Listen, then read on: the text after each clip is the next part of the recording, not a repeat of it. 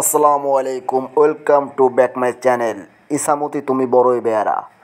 ইসামতি তুমি বড়ই বেয়ারা চ্যানেলে আপনাদের সবাইকে স্বাগতম। আজকে আমি চলে এসেছি আমাদের নাওডুবি গ্রামের গোরস্থান রোড, যেটাকে হালটের রাস্তা বলা হয়।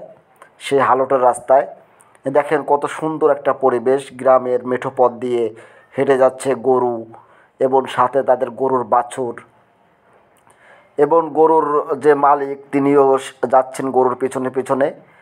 তার উদ্দেশ্য হচ্ছে গরুগুলো মাঠে নিয়ে যাবে, মাঠে নিয়ে গিয়ে ঘাস খাওয়াবে এবং সুন্দর একটা পরিবেশে সেই গরুগুলো ঘুরবে মাঠ দিয়ে এবং ঘাস খাবে। দেখেন কত সুন্দর একটা পরিবেশ, বিশাল বড় একটা মাঠ।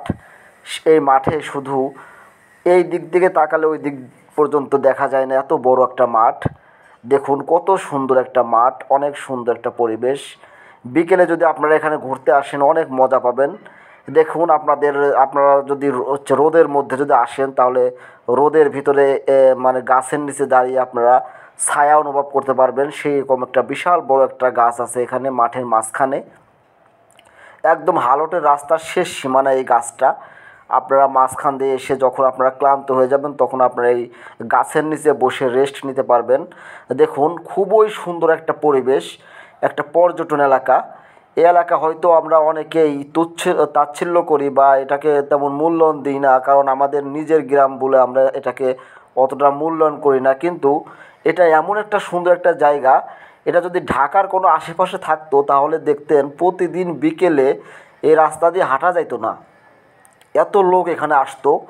কিন্তু অতি দুঃখের বিষয় আমাদের এই রাস্তাটা এমন একটা জায়গায় রয়েছে যেখানে সচরাচর মানুষজনের সমাগম কম এবং লোক বসতি অনেক কম। এই জন্যই এই মাঠে এতটা লোকজন আসে না বা তাদেরকে দেখা যায় না।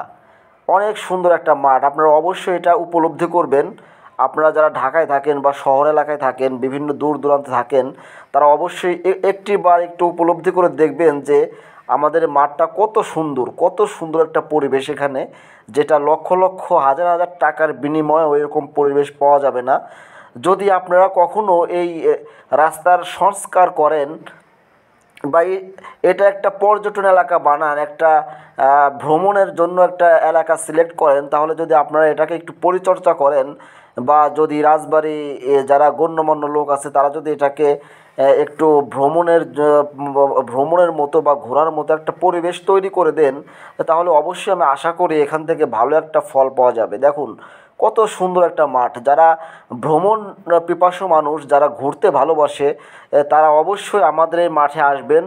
এসে এখানকার সৌন্দর্য বা এখানকার রূপটাকে আপনারা অবশ্যই উপলব্ধি করবেন। দেখুন কত সুন্দর একটা পরিবেশ, কত সুন্দর একটা গাছ।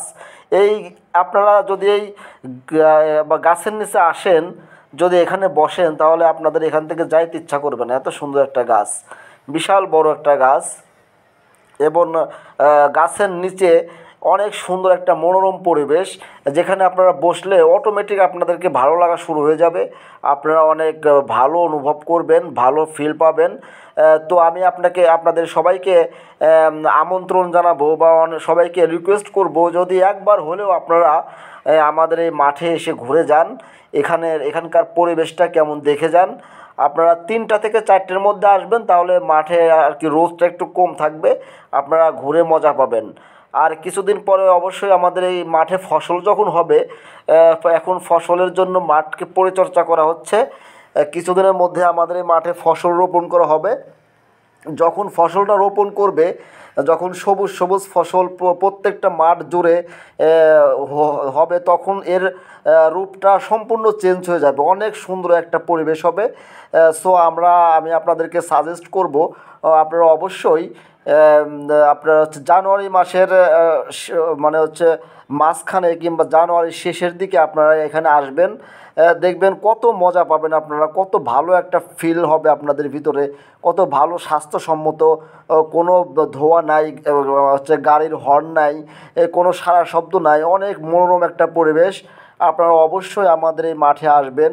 এই হালটের মাঠকে আপনারা অবশ্যই ভালো একটা বিনোদন কেন্দ্র তৈরি করতে উৎসাহ করবেন।